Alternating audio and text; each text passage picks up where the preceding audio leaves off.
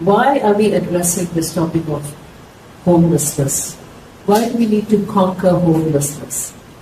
It's been addressed for past many years. Singapore has programs all in place for past many years. Finland also is one of the leaders in solving it. But why should we look at it now, and why is it so important? Basically, if I were to look at it very critically, Singapore is close to 0% of, everybody is living in home, because I was looking up at the stats, and it's like 9 in 100,000 who are homeless. So 9 in 100,000 is less than 0.01%, and if we were to round it down, it's really 0%. So why are we concerned about that? I think we are all humans. So from a very, as a human being, from a very humane point of view, even if there is one individual in Singapore who is homeless, I think I'm concerned about it. So, right, I spent nearly 40 years in public service, and a big part of that, I was in the ministry in charge of social welfare. And so homeless people of the different category that we have actually defined come under our responsibility. Even though our last count, I think it was by an US study, had been about 1,700 in Singapore, we still continue our work. And the minister himself, actually Minister Desmond Leng, on weekends, he will walk in certain areas of Singapore where you will see what he called rough sleepers. So in Singapore, we don't define people as homeless because all the people, everyone here own a home or has a family that own a home, right? So there is no reason even for these 1,700 people to be called homeless. We examine all the background and later we realize that they are actually rough sleepers. They have some inclination or interest to want to just stay outside. As you know, our housing and development board homes are not very big, so some of the older folks find it a little bit more cooling to just sleep at people's park complex, for example, where there's air conditioning and what have you. We have to shoo them away, right? But we know that in Singapore there are people who have family problems. They can't get along with their spouse, their children. So you will find, if you walk at, say, Terminal 1, 2, and 3, you will find people, individuals, very well dressed, with luggage that looks like they were traveling, but we know they are not. Right? So the Changi Airport Management also know, and they will call our 24/7 team, who will go there and see what they can do to help the lady or the old folks, or even the young person. Usually it's always I just quarrel with my parents, or I just quarrel with my wife, she asked me to leave. But we know this sort of family dispute, quarrels can be solved. It's for our social worker to then try. But in the meantime, it is late, we will always take them to our shelter. In Singapore, we do not do away with shelters. We have actually very nice Pelangi home for the destitute, we call them, but no longer destitute. If you go and visit Pelangi home, you don't want to leave because it's actually much better than your own home. So we will put them down at night there, and when they arrive, they are given a medical checkup as a matter of protocol. And then they will be given a new attire if they are not well dressed, they shower, they have a proper bed, meal, everything. Right? And then in the meantime, the social worker will start looking for their loved ones. And if they don't want to go back, which we have incident, because what's the point if they go back, I'll just end up quarreling again. Right? And you will find ways and means to mediate, counsel the family, so that because family is what we believe to be the cornerstone of it. We always say family must be your first line of support. So we strengthen family a lot. But in my job, I also deal with international arena. I represent Singapore in ASEAN, APAC, and at the UN. And we do discuss about homeless people.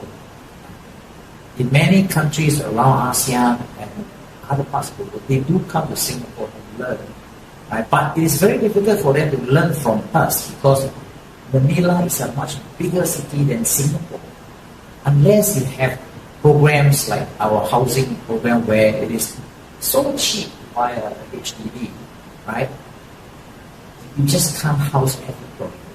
So 20 million homeless people there is quite normal. In fact, one time we were thinking, since we lack population, maybe we should take all the babies and the children over here, you know. But it is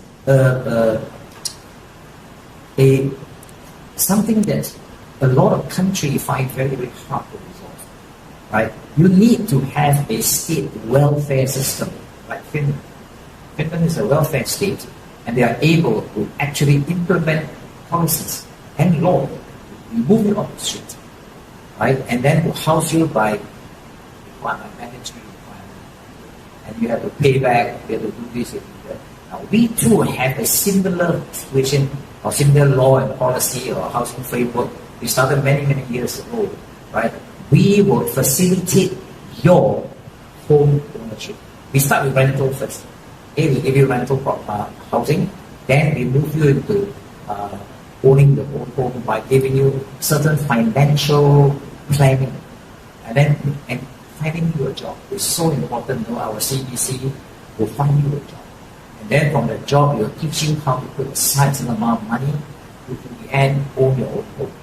Recently, the government introduced another scheme called there's a name for this scheme, but the aim is actually to look at some families who just simply cannot save enough money to buy their first home.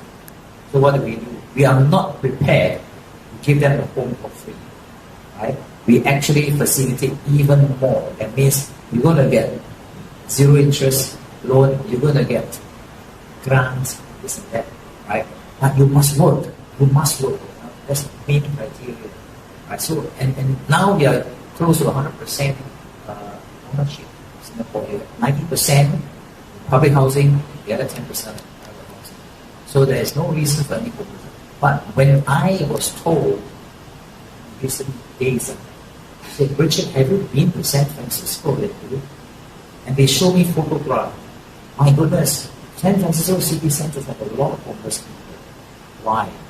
There's some structural issue with the economy where people become structurally unemployed. It's not that they don't want to be employed. So you have different categories of the if it is a permanent homeless person, right? Because they are disabled, they have to depend on your shelters or whatever, then the welfare has to come in. If it's a sort of a transition homeless person, we know that he just got out of the job, right? You cannot just let him go and sleep anywhere. Because it actually, like in San Francisco and in Vancouver, a homeless person who just left his job will never be able to find another job because he cannot dress properly to go for interview. There's no place to shower and all that. So I was told, I went to visit Vancouver myself recently and I saw in Chinatown. It was really a sorrowful sight, you know. But I was told that in certain parts of Canada or US, the NGO have buses which they convert into showers and all that. You can come in, you eat, yes, we allow you to eat, shower, all that, but you must shower, dress properly, and we will teach you how to attend the job. Because they discovered that it is a spiral. If this person is on the street, there's no way to make himself look good in order to go and find a job. His own motivation even won't be there. So I like this idea of this NGO. So we have many countries that come to us to learn from Singapore, and I always tell them our model very successful, but it cannot be replicated in yours. Why? There's one particular thing I discovered in all my interaction with UN, IPAC, ASEAN: the lack of political will. The difference you see between Singapore and many other countries is that when we make a decision, upstairs we say let's do it. Everybody does it. But in other countries, when I visit certain parts of a particular city, I was in the ASEAN committee, and we decided that this year we shall eradicate poverty or homelessness in a particular way. right? Government must put budget for it. And what horrified me was that while $60 million was pumping to you, it went to certain people's relatives and sisters and all that, right? Saying that they are going to build a shelter, they're going to build a sewage system, they're going to build, but they did not. Where did the money go? So when I visited such places and the officials showed me and said, where is the political will to see through it? Political will, in fact, is negative. So I'm very saddened when I see this, when I visit even South America, attend the APEC meeting, I was so disappointed. And I said, you people can actually help yourself, but you need political will. You need to really lobby all these politicians. Say, when we say this is our vision, let's do it. First you mentioned is about the person, where the government encourages them to get a job. So they have to have an individual will to do something. Then you also need at the government level political will to actually make things happen. And that is not every government is like that because of corruption. For example, in Africa, we know what that's an issue. So at all levels it needs to be addressed. I want to go into this very personal question. Then why is this very close to your heart? That I was helped by one of the panhandlers at the Tahira tea station, and I may be presumptuous to assume that she's homeless, but I do wonder about these panhandlers, whether they were indeed homeless because they were standing at the tea station every day in the wintry days. It's very cold. It could be minus 18 degrees, and do something to help them instead of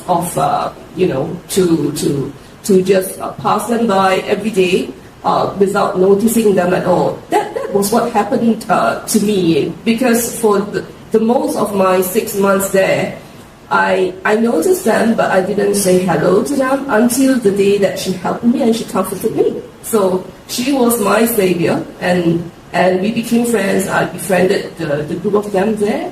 They were no longer just nameless folks. They were my friends. So that's when I was growing up in the Farrer Park area of my granddad owns a laundry in that area and another laundry in another area. So we were, I wouldn't say we were well off, but we saw folks from all walks of life, and there were many homeless folks around the area. They were like rags that they call clothes and all that. So they were quite filthy and all that. So that was the face of the homeless people then back in the 70s. Of course, now in current Singapore, we see different types of homeless people. With the pandemic, there were homeless folks who were mostly maybe from neighboring countries. They were workers from neighboring countries who were caught in between the safe management measures and landlords who didn't want to rent them the rooms and all that, and they didn't have any place to stay. So those were the transient homeless folks. And of course, we also have rough sleepers, and we have people who manage to go to stay in the temp shelters, or they have various types of shelters, and some shelters actually have curfews. So for folks who are like managing some gigs, like they are like food delivery riders, they have to adhere to the curfew hours, and they lose out on making money during the night time when actually there are more orders coming in. So there are things like that impact the homeless people. So if the person needs an income, you have to get the person ready for work in terms of shaping up for the interview, getting decent food, hygiene, clothing, and all that to get him cracked, and even the money to get to the place for the interview and all that. Very often we hear of people giving jobs or offering jobs to such folks, but these folks actually have to travel on foot to the place of interview or to the place of work. The last point is a good point because I have actually extended help to Laos. I say I would like to train some of your social workers in Singapore for free, and better than, since you have so many people who are trying to help the poor, the homeless in the villages, I will send my social worker there to train you. And then I discovered something. They have no money to actually take bus from the northern part of Myanmar to come to Yangon. So you got to think of the whole chain. So not only can I provide a trainer, I must give you bus fare to allow you to come down. So when people are poor, you want to really give them a leg up. You have to look at the whole chain of what I can do. Make sure that once you have a leg up, and a job, you own your own home. But what makes me passionate about this issue, when you have spent nearly 40 years in public service, you tend to become very endeared to what you do. Now, when I was in the Ministry of Defense, this is something I'm not so happy about what's happening in Israel, Hamas, even in Ukraine. Because part of the defense protocol requires the Defense Ministry and the Social Welfare Ministry people plus NGO to actually have a contingency plan for refugees. They will run from one city or one village to another, and they become homeless immediately. So you must have a plan in which to be able to look after them. Okay, I see on the news that they are able to house them in certain places, with temporary tentage and sewage system and food supply and all that. But not fast, not quick enough. But of course, they say that Israel is giving them a very short notice to evacuate. Right? Again, I wish that international protocol based on UN agreement can take in on such things like that. You don't bomb civilians, But the modern warfare, which is why we have total defense in Singapore, is that the civilians will be involved. You will be casualties. So all the more, our defense ministries and all the related ministries will have to be part of this conflict plan. Should Singapore be in that situation, we know how to handle refugees. Should our neighboring country be in that situation, we are expecting refugees to come down. And we will be prepared to house them, to look after them. Likewise, so we have this ASEAN sort of thing. And when you look at a situation like that in today's modern warfare, you really feel that maybe we should actually be thinking through the entire chain of many things. Right? Contingency plan for disaster, all that. There are so many places where it's so disastrous that they didn't even know how to take care of the people who are homeless. So it is not, okay, you may accuse me of saying you're simplifying things, but I think as a government, anywhere in the world, you have the machinery, add in the political will, and the NGO will all help you. But so long as you do not have the political will and just what we call in Hokkien, I leave it to you, then at the end of the day, such situation will never be resolved. So I'm passionate because of another aspects of my life. I'm a strong believer in human rights. And I know that my fellow civil servant do not necessarily agree with me because we have a human needs or needs-based policy making in Singapore. We always tell the citizens of Singapore, you are not entitled to anything. Right? Everything that we do is based on your needs and not your rights. I don't think like that. But I'm glad that certain ministers share the same sentiments as me. Basic human rights, housing, education, food, shelters must be met. And so we are doing it, even though we don't say it's a right, but we are giving you, making sure that you have the right to shelter, right to education, right to food. Strong belief in that, so that's why I feel that every child I see on the streets of Jakarta, on the streets of Manila, on the streets of Singapore, right, must be cared for one way or another. Thank you, Richard. So, Internationally, I believe Nigeria has probably the highest homelessness, if at least the whole of Africa. In South Asia, Pakistan probably is a close second. Manila at one time was very high, one of the highest. US is very fast taking over in terms of homelessness in the big cities, Los Angeles, San Francisco. And a lot of things have changed since the pandemic. And I believe in the US, homelessness has increased since the pandemic. And then we have wars. One way to create homelessness, and of course, deaths and health, is a war. In Gaza itself, huge surge in homelessness. So, multiple reasons. We talk about family. Charity begins at home. If the family is strong, it's very unlikely somebody will be homeless. I have seen myself how one of my close friends, because his family was not supportive of him, he ended up homeless in Singapore because family is not there. But then again, generally Singapore has been quite a communal. And in the places where people are individualistic societies, I think homelessness is much more worse. So again, depends on the society, whether they support each other. You call it the joint family systems and all that. Then an old father, old mother could be kicked out of the daughter-in-law by the daughter-in-law, ends up being homeless. I've seen this myself. And then the grandfather is homeless on the street with his things because the daughter-in-law didn't like him being there, and he was talking about suicide. And I remember this.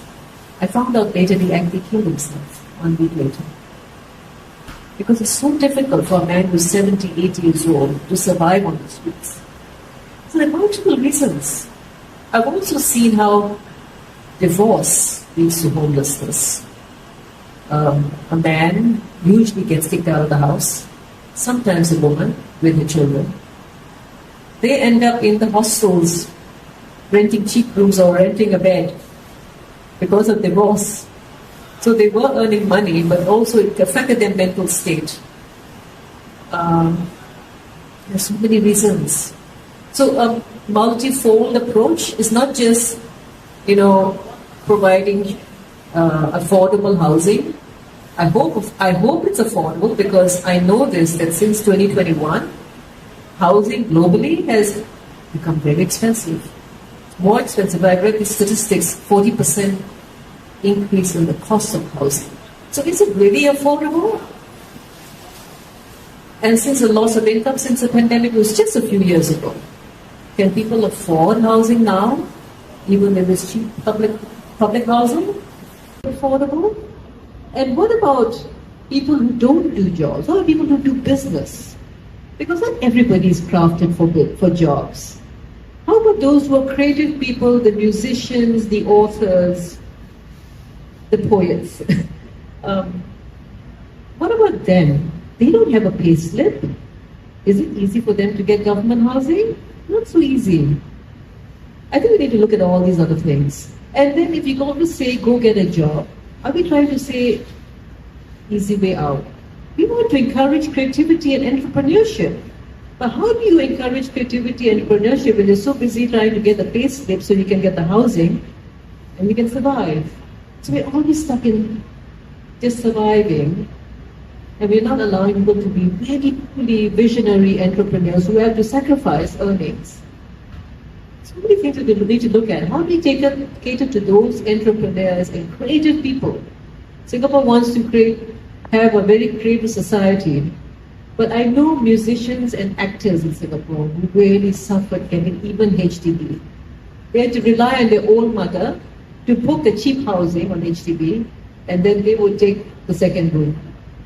And they're very talented actors, but because they didn't get a pay slip. What are your thoughts about all I mentioned just now? Well, all that you said has been examined in Singapore in quite close manner. We actually do have quite a healthy population of creative people who are actually doing quite well. Those who are not doing well, we try to help them. We do try to help them. And the government has schemes and programs. If you care to go and knock on doors, right, whether it's the CDC or the Social Service Office, SSO, or just see your MP. You see, I have a great desire to compose music. All I need is a room or a warehouse or somewhere, right? And when they look at you have potential, you're not actually there to try and get a free loading. They will facilitate. This is something that is quite well known about Singapore government, Singapore public service. They will not allow for a little bit of imperfection anywhere. The moment you surface it, they will actually look at it. They do not need to have, okay, let's look at the numbers. If it's sizable enough, they start a scheme. We have scheme even for individual. And let me tell you one unique scheme that I was shocked by. We had a businessman. He owns a beautiful bungalow in those prime district. He drives a Rolls Royce. Overnight, his business went bust. He couldn't even afford to pay for his electric bill. He tried to struggle, but he couldn't. He went to see his MP. The MP said, wow, you are running a multi-million-dollar. He said, why don't you do this? I suggest, okay? Sell your Rolls Royce. You immediately will have, He explained to the MP, if I sell my Rolls Royce, if I downgrade myself from this bungalow to a HDB, which I know you will help me, I will never recover. And my workers will be unemployed. Which do you want? You want to give me a chance? You just pay for my electric bill. That's all I'm asking.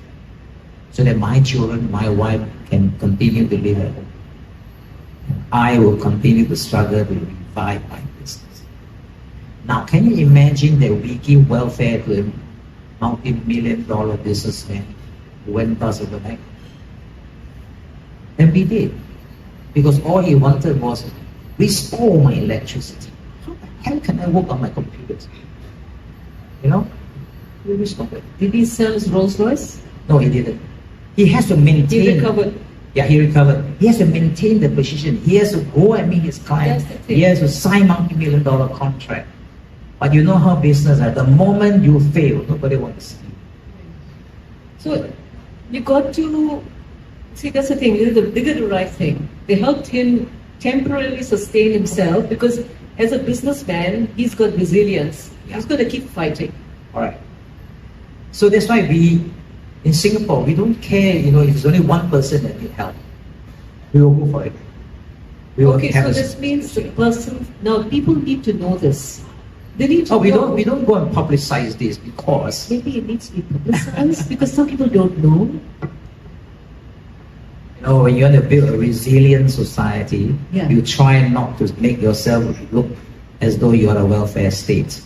But in actual fact, according to the Australian Minister for Welfare, who came to study Singapore, he says Singapore is the most welfare state in the world, more than UK, Canada, and Australia. So you're under this guise. We don't call it welfare, we call it assistance, we call it comcare, we call many, many names, right? Even when, we have this work fair, 40% of Singaporeans technically are on social welfare because we give them what we call work fair. We top up the CPF, we top up their cash for to say, okay, this money we give you every month, you go and study, you go and learn a skill. But you will only get the CPF top up if you are working. If you are not working, so we call that what? We call it work fair. But it's actually a welfare. In any other country, it will be called welfare. But you don't want to call it welfare. Okay. So if you look at the situation, the reality is 60% of Singapore are enjoying state welfare. But they have to work in order to enjoy. So we have all these little things here and there which we don't publicize, and then and go and tell the whole world how good we are in looking after our citizens, because we do not want to encourage people to say, got free money, let's stop work. And let's go. That's what happened in other countries. The moment the government announced a certain welfare scheme, wow, so many people say, I don't have to work anymore. Canada, you can just not work and you will get a payout every month. If you have a child, you will get a payout every month or something. You're a single mom, a single dad, something like that. In Australia, and then they don't work. They take advantage of it. So I guess the labeling, this is some ways, labeling is very important, wording is very important, but then you have solved, okay, you say it's solved in Singapore, mostly solved. How about other countries learning this? Because important, when you say conquering homelessness, we want to do that internationally. How can a good example from Singapore be brought in other countries? Southeast Asia, for example, let's look at Southeast Asia. Indonesia, Malaysia, Thailand, or any other place you're familiar with. How can we solve things there? But in ASEAN, for example, I sat in the committee on poverty eradication, rural development, social welfare, so many committees, and they are aimed at looking at all of this and learning from each other. So many of these countries do come to Singapore very often to attend courses, to visit here, visit there, and learn. But I always emphasize that our model cannot be replicated because, number one, your country is so much larger than us.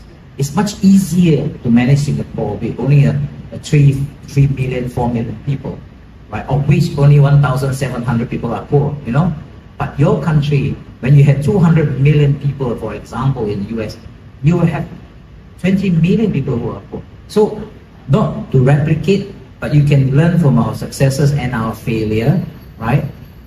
The second thing I say is why you cannot replicate. You do not have the same government that we have. The Singapore government, no nonsense. When we see, when my minister tell me, Richard, I see social media posting about this particular rough sleepers, homeless person in Kereta Air. I want zero tolerance. If the reporter sees that person, I want the reporter to come and tell us, and we will go straight away and house the person. After that, you can report. Zero tolerance. I do not want to see even one on the street. Every one of us, 24/7, must walk the street. Help everyone. So he showed example, and he went down in the cell and he tell the ape, can I help you?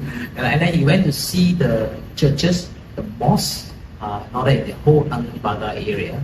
He says, now, some nights you'll find that some of the old people quarrel with their spouse or whatever reason, right? I want them to come to you. You open your church hall, right? And I'll get another NGO or the government will fund the food. And there are many. We call it the peer system. The churches, there are lots of churches there. They can be. We have churches, we have mosques, we have temples. Okay? And so they open the hall, they agree, they okay, right? And we will try and fund the food and all that. It's called a peer scheme or something like that. Okay?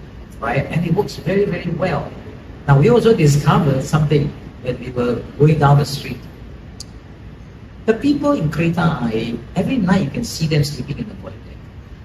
Okay? They have HDB flat upstairs. Why are they not home sleeping? Is it because it's too hot? No. We discovered that they are home, shower, they do everything in the daytime. At night, they had to come out because their house is rented out with foreign workers. See? So they want the income because I sleep downstairs. Daytime I can go up, nighttime they sleep up, I sleep downstairs. So they have many people are entrepreneurs in that sense. They want extra money, and they want to, if I rent out my HDB room, well, it's their choice. They're okay with it. No, HDB. Not good? Yeah, HDB doesn't allow that. So we're trying to tell them, no, you may lose your home. Okay, so you must at least sleep in one room lah. You can rent the other room out. Don't sleep here. So we will actually facilitate the reintegration into their house and say, look, don't pay. Do this, okay, like you earn more money, maybe you earn $50 more, right? But you may be subject to eviction yourself. Okay, I wanna go back to the 2 points which you said just now as a solution. Okay, the reason why, you can also answer the question. You said the reason why Singapore's solution cannot be replicated is because you feel that because Singapore is a small country and other places are much bigger, and the secondly is the political will, right? But if you think about it, let's think about the decentralized concept, decentralization of governance. When you have decentralization of governance, you start breaking down the big units to become smaller units. So imagine the mini Singapores, various parts, the mini Singapores, or at least that concept is brought to Indonesia or some other place. How can they be, you can think about it, if decentralization of governance can solve the solution. You're absolutely right. You're absolutely right. Because, in fact, in my international work, I have layers to China. And I've asked them, how did you, in 30 years, eradicated poverty everywhere in China? And you took 18 million or some humongous people out of poverty. And they all have homes. In fact, they all own condos and what have you, you know? And become so rich that we all think they're quite arrogant. They did what you just suggested. It's all small little provincial, and within each province, even smaller, right, villages. And from there, they work their way up. So I invited them to ASEAN for a meeting and said, share your strategy. But again, there is political will in China. No nonsense. No, You need both. Yes, you need both. No corruption. If I fund you at the provincial level or even village level to house them, to do this money goes to their house, not to your sister contractor and what have you. But in China, of course, if you take away the money, they actually sentence you to death, you know, and your family too. This is extreme now. Yeah, very extreme. Now, again, the political will is important. I know that in the particular country, I will not name them, right? They have boiled down to the Congress say, okay, I'll fund this village, I'll fund by village. The mayor of this village will have this money. The governor, please don't touch.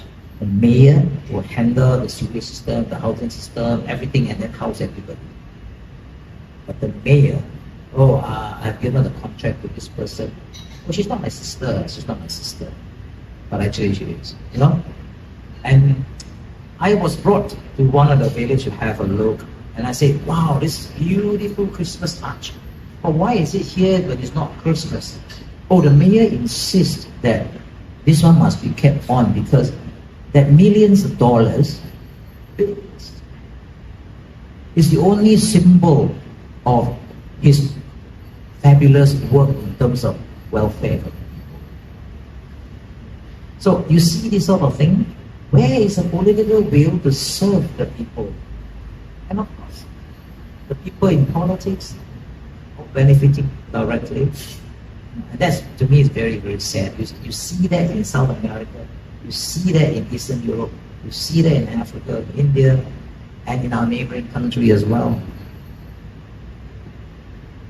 On political will, I would say that, you know, in countries like for example, the US, where I was for half a year back in 2001. So basically, it's a different political system. Basically, there is a state government, there is the Fed. So if Fed wants something to be done, does it really cascade down to the state and does the state government really carry out? And does the state government has enough funds to carry out to the tasks that are necessary to make sure that all these social issues are eradicated. So that's one issue. And in most countries, unlike in Singapore and China, we don't have a dominant political party, the ruling party. So it's in US it's Republican and the Democrats, and they are almost equal, right? So then it's very hard to really carry out certain tasks. That's how I see it. It's really hard. You need that constancy. You need that the same ruling party, the dominant party, to be able to see through all the mission, to reach your vision, whatever you have vision for your country. And if you are going to have a change of presidents every now and then after a 5-year term, then people will do things, populist things, just to garner the votes to get them to be in power. That's about it. Yeah. We in Singapore, we also have one other model which are quite hidden, which is actually a scheme that was developed almost 50 years ago. And we cannot say that this is originally a Singapore idea. We say we stole it from Romania. Okay? So it's from Romania. In Romania, they started all these residence committee, grassroots organization, community centers many years ago. It's a communist idea. But we thought it was good. So we started that too. But we expanded it into what we call the 3 Ps partnership. Now the 3 Ps partnership is private, public, and people's partnership. It is to help us ensure that the tax that we need to house people who cannot afford housing, to feed people who can't work, right? The taxes don't go up too high, right? So the corporation, the people sector, that means the NGO, and the public sector, the government, together will actually contribute to many of our programs. Our CDC is built on that basis, the Community Development Council, bringing a lot of corporate and people sector, combined with government funding. So our ComCare, I think we have $5 billion in it, is again a community care program in which government fund, private sector fund, charity, side NGO funds as well. And that is a very important way of moving forward, but you can only achieve this 3P partnership if you have the political will. Because thanks. So, thanks for sharing all this information. So now let's just sit back and reflect on what has been shared, because after all, this is a generative dialogue, and we'll see what we can come up as better solutions, maybe for the future moving forward, whether it's for Singapore, but some things we've not thought about or we've just discovered, and neighboring countries, because after all, this will be watched by people internationally. And any questions you'd like to ask each other, or you'd like to tell something that you just had an aha moment right now. So you can take a minute or two, just stay silent, and just say, okay, I would like to say something about, because ultimately we're trying to conquer homelessness. We want to bring it to zero, not just for Singapore, but internationally. What is it we can do beyond the borders?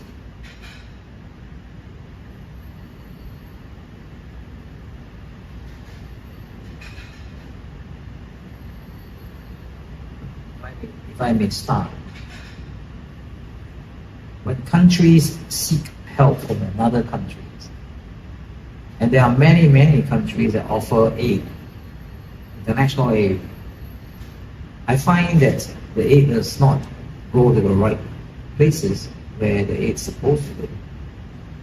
And it's very important that somehow, if you want to give aid, whether you are a company or your Red Cross or whatever, please be aware that you cannot just send whatever you want to whoever you think is the right recipient. I mean, we send a lot of money to Aceh. You go back to Aceh today, you have a look, and you will know what happened to that multi-million-dollar contribution from the citizens of Singapore. It's just from my own experience, I think a lot of people are very generous. They will donate money when they see you collecting fundraising, whatever.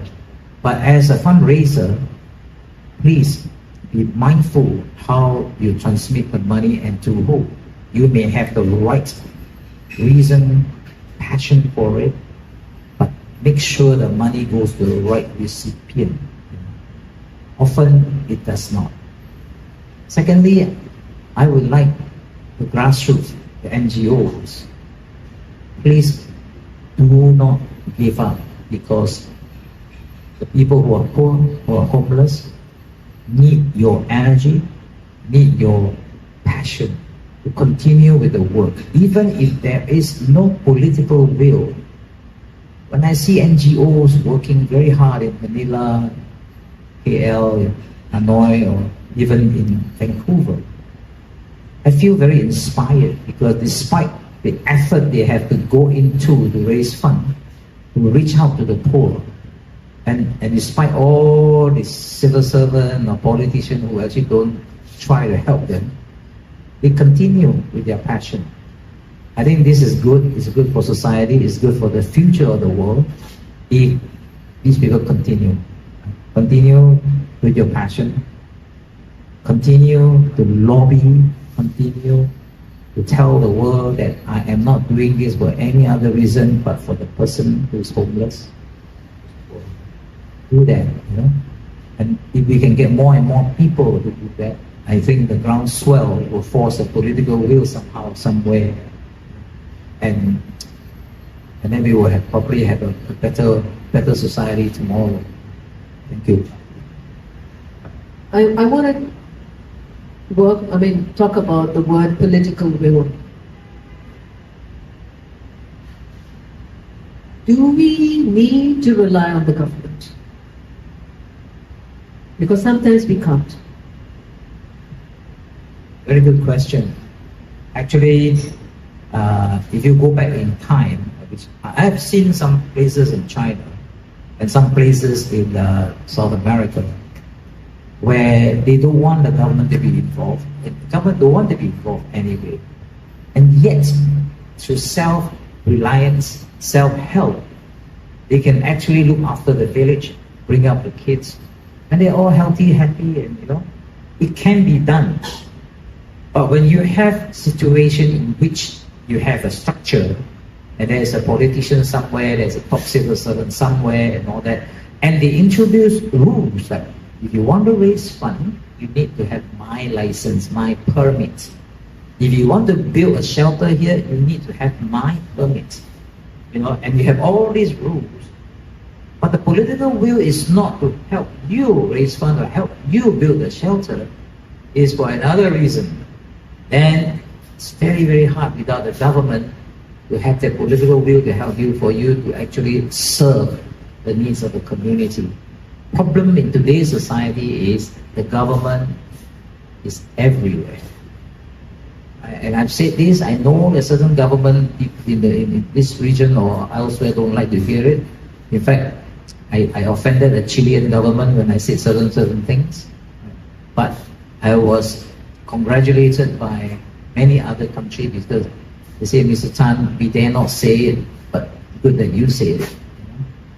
So continue to have the courage. You cannot get rid of the government anywhere. Even you say, okay, next round we will vote them out. But the people you vote in, right?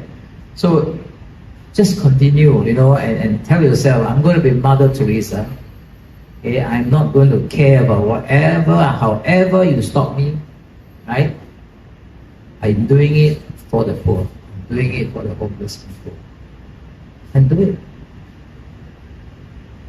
I think that's when ethical corporations step in, and they can play a part of that governance role, where ethical corporations do that, part of their CSR.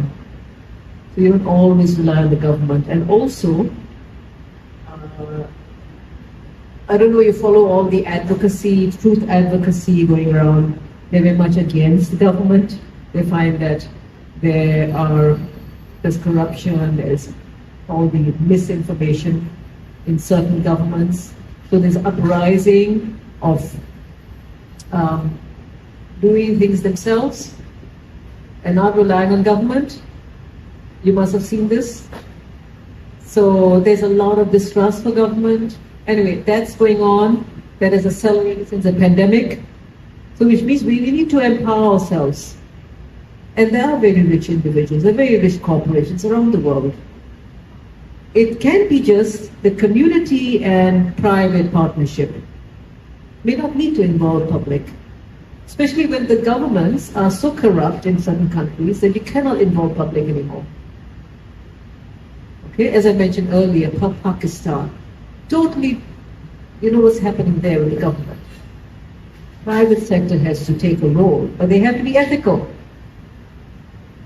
And this actually reminds me of a story, as in I read, I did a case study on,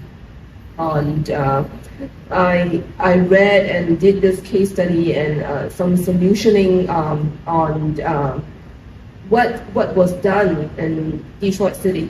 So what happened was that someone wrote this case study and we studied it back in Harvard back in 2019. And what happened was that JP Morgan Chase, JPMC, went into Detroit City to help the city health. And you know, I mean, Detroit is quite infamous for its, the buildings, you know, being in like being abandoned while still being built, and there are abandoned buildings and homes all around. And but JPMC, the CSR arm, went in to really clean up the whole city, most of the city, and they made the homes to be you know, livable, and they actually made some of the property to be so desirable that, you know, the prime pieces of waterfront and the developments. And thank you. I want to mention a concept. If you heard of time equity.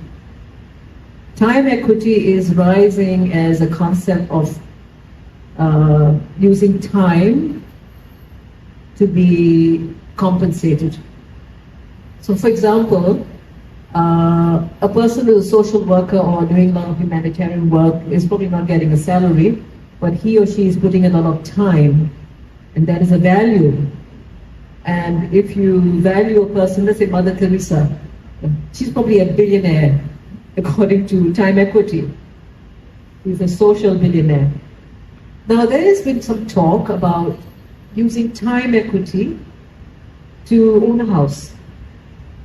This could be done in less developed countries where you come together, the family comes together and maybe some other people, and come together and build a simple home. No money involved, just time. And then the other experts who are the engineers and the architects also put in their time involved. So no cash comes in. Building together, and then they own it based on time equity. This is a concept that is coming up. What are your thoughts about this? As this could be a way to eradicate homelessness in the very poor countries, among farmers and other locations.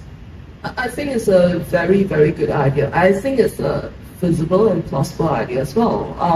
I have seen a documentary where time equity is used in the sense that folks who are still pretty young or just middle-aged, they actually you know, chalk up good work by helping out older folks, the aged, and then when it's their turn, you know, to be admitted to the nursing homes, they will get the time equity back. They will get the rewards back. So they're chalking up their merits now. So this can work. This idea can work. Well, we did discuss this in Singapore. My ministry, of course, was involved in it. Unfortunately, when it was discussed in terms of getting public feedback in all the dialogues, I said, there were young people who say that, you know, if I volunteer to look after the old folks or to get the homeless off the streets, don't think that I'm doing it for myself, my karma, or accumulating my time wealth so that I will benefit later on. I do it because there's a problem there that I have to help solve. You see, if the government were to start introducing everything that has an incentive, right? An incentive that is not passion-based, then you are not bringing up a society that is truly caring or compassionate. You see, we must encourage people to be compassionate for compassionate reason, not because they're going to earn something from it. You know. So with all this sort of feedback, I think that's the reason why government introduces it. Okay, I would say something about that. That may be his or her opinion, but then also somebody who is probably dedicated all their time on social development would feel that they're being valued.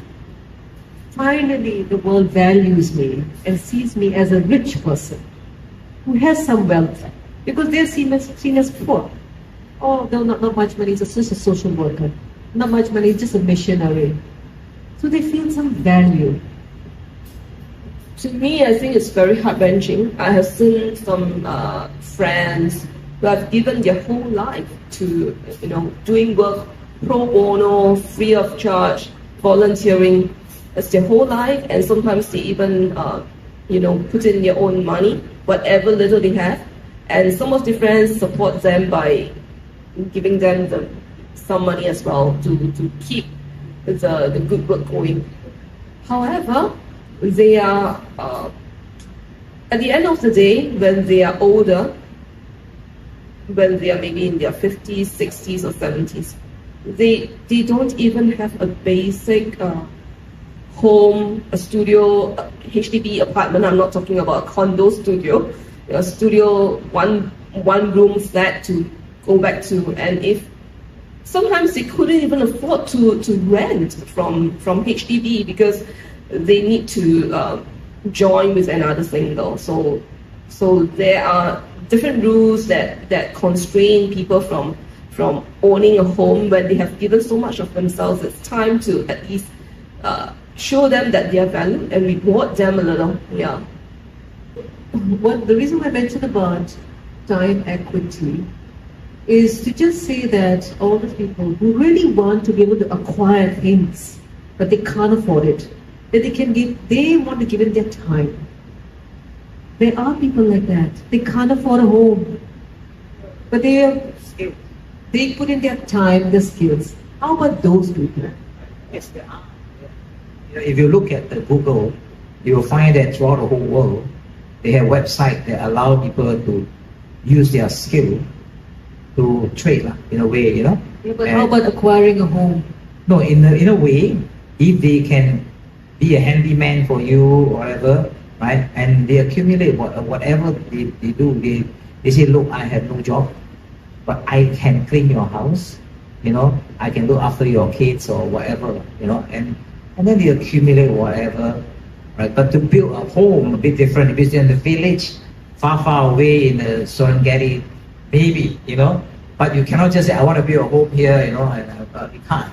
So, but in city areas where there are mostly poor people homeless people are in city areas, not so much in villages, they are the ones who will need the exchange. I can't buy things from you, but can I at least paint your house? I want to come and solve your shop's problem, and you just feed me every day, trade. So you see, some Google has that kind. There's even a site that I want to experiment in Singapore, but I dare not. Okay. Why can't you experiment? There is a website or several websites that allow people to ask for money. No question asked. No strings attached. No strings attached. There should be. Yeah. If you just believe in their story and just give. Based purely on trust. Purely right? on trust. And then the other side is, are you willing to trust a person who is asking you for money? So we have this, those, what do you call,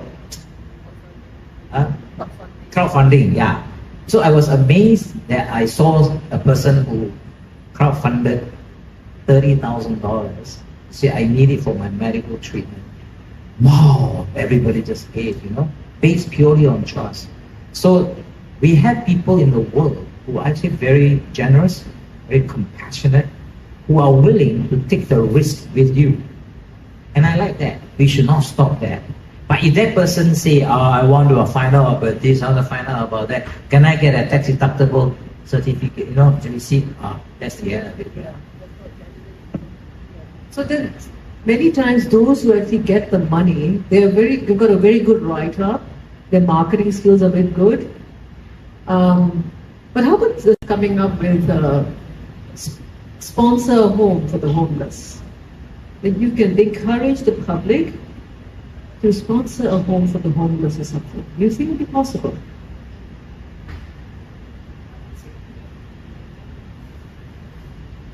I like the idea. Personally, I like the idea. I think if it's really, really needed by, this homeless person or persons, then why not? And if the government, not just in Singapore, any government in their home countries, they are willing to start the ball rolling is taking the lead so that others from the private sector, the CSR of big corporations, or even individuals, wealthy individuals, or people who are just a bit more well off, they can open their houses to other folks. And it's all about trust. It's all about helping your neighbors. Now with this Instagram generation, that people are now making money also through YouTube, and how, especially the younger, the generation Z, I would say, and millennials, they're making so much money on YouTube.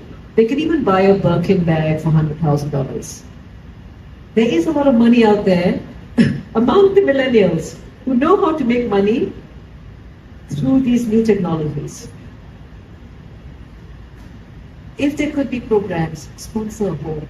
You can buy a home for $100,000 now. In the US, you can. Something which can bring out this money instead of being used on all these luxury brands.